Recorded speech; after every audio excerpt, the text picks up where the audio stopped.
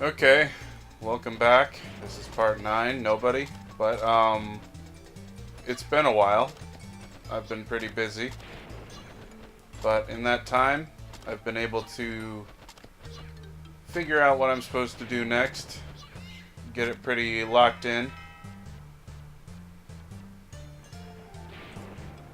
I've written some notes here. Once you put that, okay.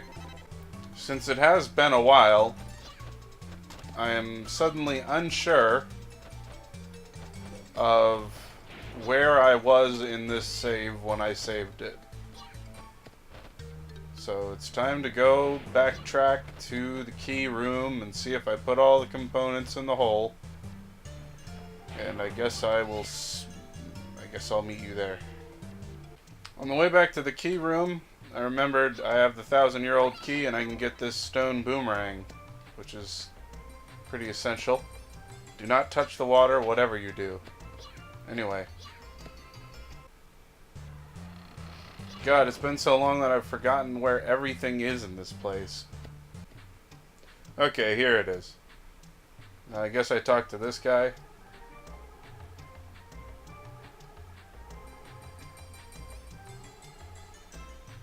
No, I'm just supposed to use the key pieces, I guess. There's one. Alright, while I'm doing this, I guess I will look into one of the topics that I have for myself to talk about here. The first one being the fact that for whatever reason I seemed to think I was a humor Let's Player before. The kind of Let's Player who does humor commentary and makes lots of jokes. But upon reflection and some new experience with this Let's Play, I can see that that may not be the case. Does he say something different now? No? Okay. No, shut up. This is where I was, by the way. This is the room with the big key area. Now that I've done that, I'm going to go down here and open that the door I was looking at before. But yeah, I guess I'm not the kind to do a bunch of jokes when they're on their own in their Let's Plays. Because that seems to be a problem for me. Alright, let's see if I can do this. This was something I had a lot of trouble with when I was testing this before. Okay, here's the first pig bag. No, is it the first pig bag? I will check, because I don't think the Haunted Mansion. Yep. Okay, let me check which pig bags I have, if any, other than that. Okay, I have the blue one as well. I don't remember getting that or where I got that, but I have it. So now I have the stone boomerang and the blue pig bag. I'm absolutely shocked that I didn't die there, by the way. I didn't even get hurt. Okay, I'm not shocked that I didn't die, because dying there would be pretty pathetic, but getting hurt definitely is the danger there.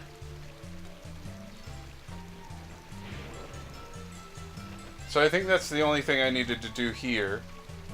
But now I need to go back to the mushroom forest and take care of some business there. So my next task is to use that powder that the I think it was powder that the guy, the mouse in the mouse village gave me to kill the what did it call them? I can't remember what it called them, but it said it had skulls. It said they had skulls on them, and I didn't remember what he was talking about. Not skulls, I guess like faces, but okay, this is gonna be a little bit irritating. This is what he was talking about. Fruits of death.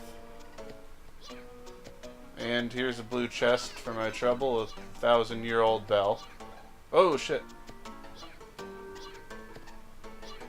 Nope. Completely eclipsed it. Nope, that's not the right word. What am I talking about? Is it the right word? I don't know. Okay. I was about to say I'm gonna... No, fuck you. I was about to say I'm going to try to be as careful as possible, but I guess that is not the way it worked out. You know what? Let me equip my stone boomerang. In my searching on the internet, I did not see... Well, I saw that you... Oh, fuck. Everything. I saw that you can't change weapons with a single button. Fuck. Seriously, fuck these flowers.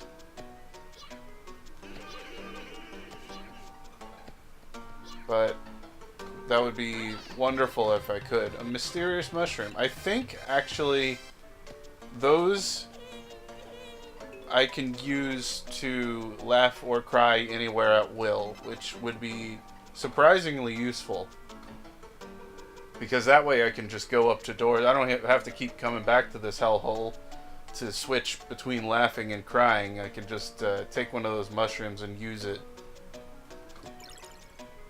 Oh, and I don't have to keep using these healing mushrooms either.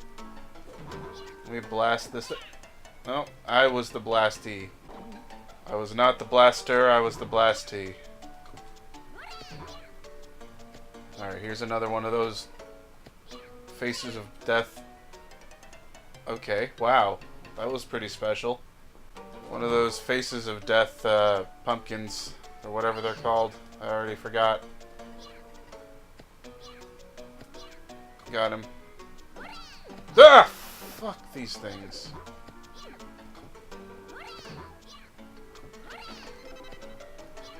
Alright. Just, yeah, kill yourself so that I don't have to. I think this is the last one. Yep, all of them are gone. Now I can get up to a relatively safe place and check my notes. Open chests is another thing I have to do here. Shit. Oh, that was lucky. Well, that was not. Not so much. There should be a blue chest around here somewhere. I don't want to take a leap of faith because I know that'll just... Well, obviously that'll be incredibly irritating to fix when it goes wrong. Charity wings aren't all that necessary anymore, but they're not bad. Let's... Please. Okay, I took a leap of faith and it kind of paid off. There's a red chest down there. I don't think I have the thing for the red chest yet. No, I don't. I remember now. Alright, his vertical leap is pretty impressive. So the next thing I have written to talk about here is dead memes. That's what I've written down. Oh wait, I don't want to go through there yet. Basically what I meant by that is I wanted to talk about how fragile memes are. And I don't know if you care or know about memes, but they don't stick around for long. They don't last very long, and once they're dead, they're just unbearable. It doesn't take much to kill them either because... Oh shit, what am I doing? Okay, here we go. Ordinary mushroom, is that what I need to do? Use? Yep, okay. Now let me use the 100-year-old bell, I think. Yes. And go back to the beginning and get all the blue chests. But yeah, once you hear, like, once you hear some guy out in real life reference a meme, it loses all of its joy and entertainment value. It just becomes awful. Like, when I was at this orientation thing for my college, I heard a guy talking about, or just like making Harambe jokes, and I was like, okay, that's enough of Harambe forever, pretty much. Like, even ironically, it's just awful now. Oh, well, okay. I need some fruit. Did I get this thing up here? Was it a blue chest? I'll die if I don't do this right this time, so it's a bit of a risk. Fuck. So yeah, that's basically the idea that I had. That's basically the whole thought. It wasn't really much of an entertaining topic now that it's out there, but I was kind of struggling to come up with things to talk about, even when I had time. Okay, there was nothing over there yet, or anymore. So, kind of regret choosing this game, honestly. Not because I think it's a bad game, but because I wish I would much rather do playthroughs of games that I know better than this. Because I don't want to have to figure out what I'm doing and plan everything out beforehand just to do a Let's Play. Not that I, you know, I think this one's turning out alright. Not this series. I think it's very boring so far, but this video itself is doing pretty good so far, in my opinion. Not that, oh well, I don't know where to go right now. I can't remember where all the blue chests are. I think I'm just gonna wing it. But I would prefer to do games where I knew what I was doing, so I could focus on that rather than focusing on what to do, or focus on like talking or commentating rather than focusing on what I have to do and where I have to go, all that kind of thing. It's just a lot more interesting to watch. Especially, it's more interesting to watch when the person who's playing the game knows what they're doing already, and they can tell you about what you're supposed to do in certain parts. And it's just more. It's easier to watch when someone knows what they're talking about and you can tell. But here you can tell I don't. Because when I was playing this as a kid, I did not get far at all. I did not get to that haunted mansion, I don't think, ever. I think I was mostly in that dwarf village, and it was pretty sad. I only beat this game like once, and that was like a couple years ago. Oh, fuck this forest. I'm gonna have to do some... have to figure something out here so that I don't die. Okay. Let's talk about something else. The third thing I have on this list here is adventure games as a topic. Hey, I can get some health here, can't I? I thought so. Shit. Well, that was ironic. Adventure games. I don't necessarily enjoy them. Sometimes with genres like adventure games or platformers, I go through phases where I find myself asking, like, what about them is enjoyable, really? Because, I mean, I guess you could say the entertainment comes from figuring out what you're supposed to do, but most of the time, like, they take entertainment, or they make entertainment out of, wait, do I have the thing? No, I don't have it yet. They make games like that a lot of the time with, basically the idea of making it as difficult for the player as possible in mind. So the puzzles are all meant to, like, what they call moon logic. It's just like really ridiculous logic that you would usually never be able to figure out on your own. So what people end up doing is like put one thing on another thing and touch everything to another thing in the menu and use it on everything. And it's just like, it doesn't sound fun to me, at least, because, I mean, where's the joy in that? Where's the entertainment in just guessing a lot? I mean, I wouldn't feel accomplished if I beat a game like that.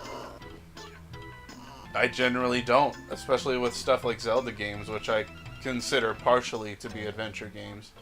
This is I would definitely call this an action adventure game. Okay, so far I haven't seen any blue chests. But, Yeah, there's definitely a lot of elements of adventure game in this because there's items that you have to use in certain locations in certain ways, and for me at least, there's a bunch of guesswork involved in that. There has been for a long time. The only real I played a couple adventure games growing up, not many, and they were never really traditional adventure games. I'm liking how this stone boomerang works, by the way, on these green spiders. I hate those green spiders. They're... Oh, shit. See? That's why. But the adventure games I played growing up were never really traditional adventure games like point and click or right in the things. They were usually like action adventure games like combined with platformers. Wow, I'm sucking. Like the game Nightmare Ned, which I would love. I would love to do a playthrough of that if I could like get down exactly what I'm supposed to do. Just because I think it's such a cool game. But yeah, there's games like Nightmare Ned where you have to figure out what to do where and when. It's not so much of an inventory-based game, but it's still an adventure game in my mind. I'm trying to think of what else. I don't really want to take the time to look at my shelf. Even though that's what I'm doing now that it's a loading screen. Yeah, I can't think of anything else at the moment, but there are definitely a few. Both the Tomba games, I would say, count as adventure games. The adventure game aspect is definitely downplayed to a degree, but wait, let me save here.